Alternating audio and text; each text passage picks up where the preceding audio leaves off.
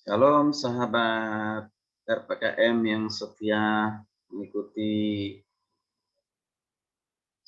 program Renungan Pengajaran Katoros Ministry dan juga sahabat YouTube yang diberkati oleh Tuhan. Apa kabar?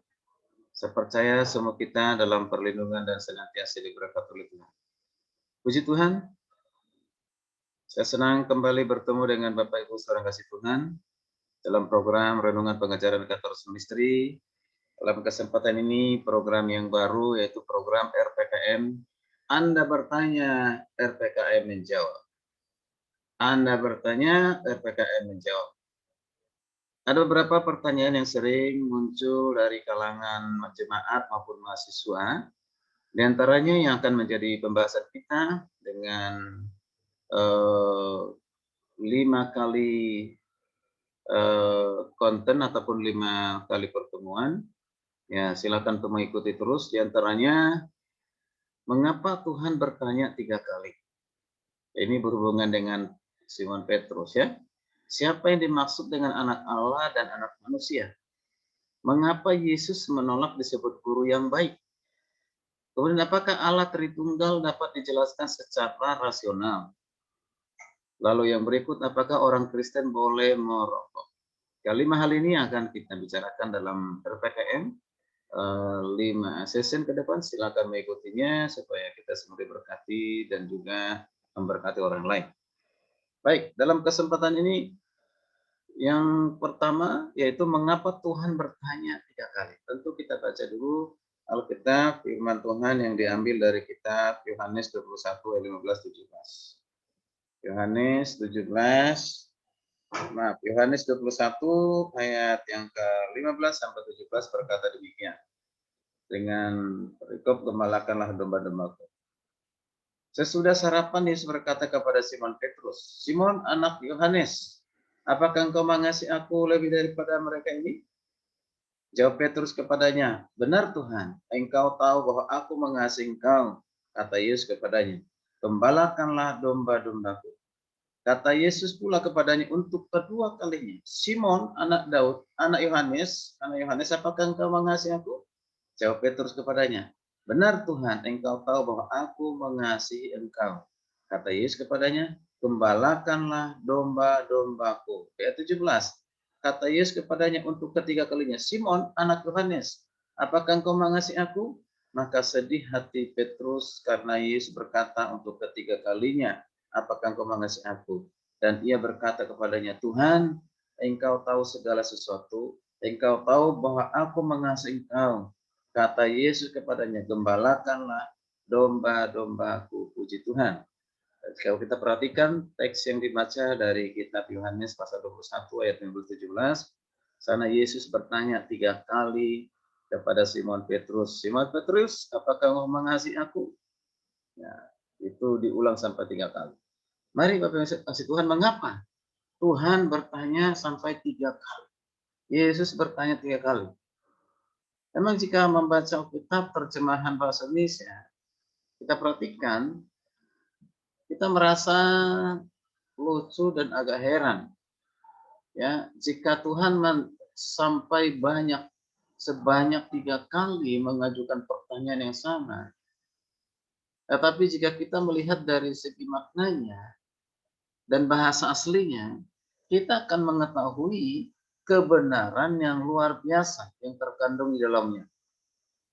Nah, saudara kasih Tuhan, dari segi makna, jikalau kita membaca Alkitab, menemukan kata-kata, peristiwa, atau lainnya yang disebut sampai lebih dari 1 kali, apalagi sampai 3 kali, maka secara tidak langsung Tuhan mau agar kita memberi perhatian ekstra kepada hal tersebut.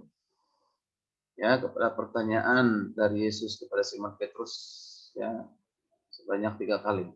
Nah, dari segi bahasa aslinya akan ditemukan bahwa kata kasih yang disebut Tuhan Yesus untuk pertanyaan yang pertama dan kedua itu menggunakan kata kasih agape. Agape dalam bahasa Yunani-nya. Sedangkan kata kasih yang dipakai untuk pertanyaan yang ketiga adalah kasih filia.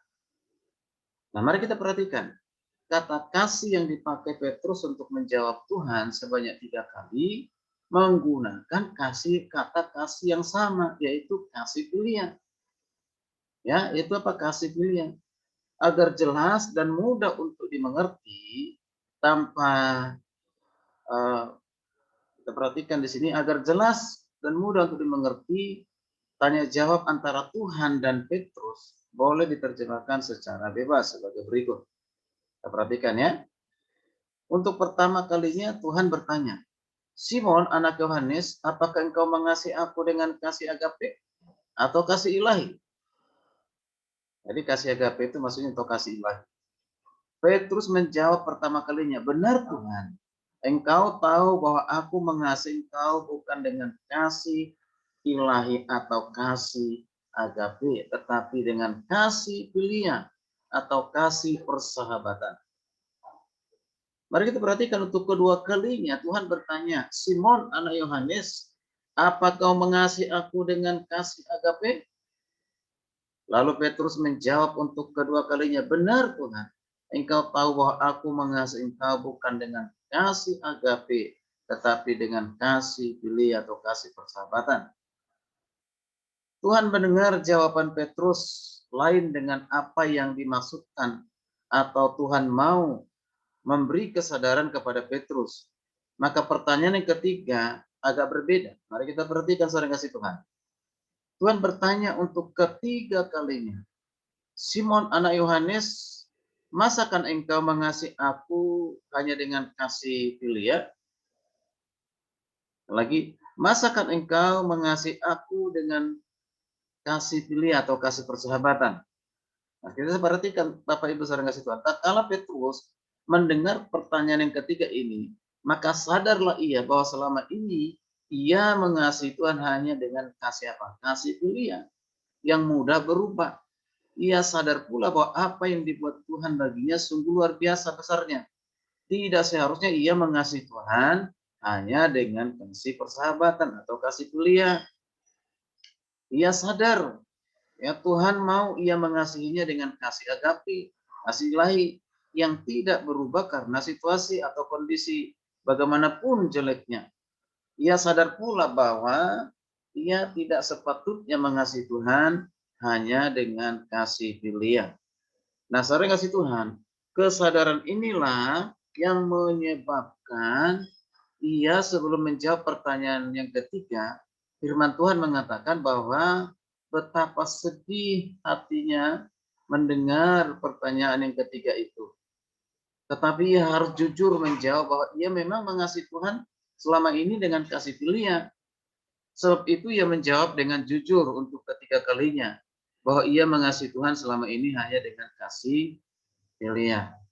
Nah, saudara kasih Tuhan, tanya jawab ini di tepi danau Tiberias mendatangkan perubahan drastis dalam diri Petrus. Karena untuk selanjutnya ia tidak lagi mengasihi Tuhan dengan kasih persahabatan yang mudah berubah, tetapi memakai kasih ilahi. Sebab itu kalau kita perhatikan di Kisah Para Rasul, ya Petrus yang kita lihat bukan lagi Simon yang anak Yohanes yang lemah, pengecut, mulut besar, tapi benar-benar Petrus yang berarti batu karang yang teguh. Bapak Ibu, saudara kasih Tuhan, dengan demikian jelas sudah mengapa Tuhan bertanya sampai 3 kali. Ia bertanya sebanyak 3 kali karena Petrus menjawab pertanyaan yang bukan ya dimaksudkan Tuhan. Dan di samping itu pula agar Petrus sadar dengan kasih apa ia harus mengasihi Tuhan. Dengan kasih apa Petrus harus mengasihi Tuhan. Demikian juga halnya kita saudara kasih Tuhan, Bapak Ibu yang kasih Tuhan. Dengan kasih apa kita mengasihi Tuhan saat ini? Dengan kasih pilihan atau persahabatan? Kasih pilihan itu bisa berubah karena situasi kondisi. Kalau kita dikasihi, kita mengasihi. Kalau kita dibenci, kita balik justru tidak mampu mengasihinya, bahkan mungkin membenci. Kalau ada orang lain merugikan kita, ya mampukah kita mengasihinya?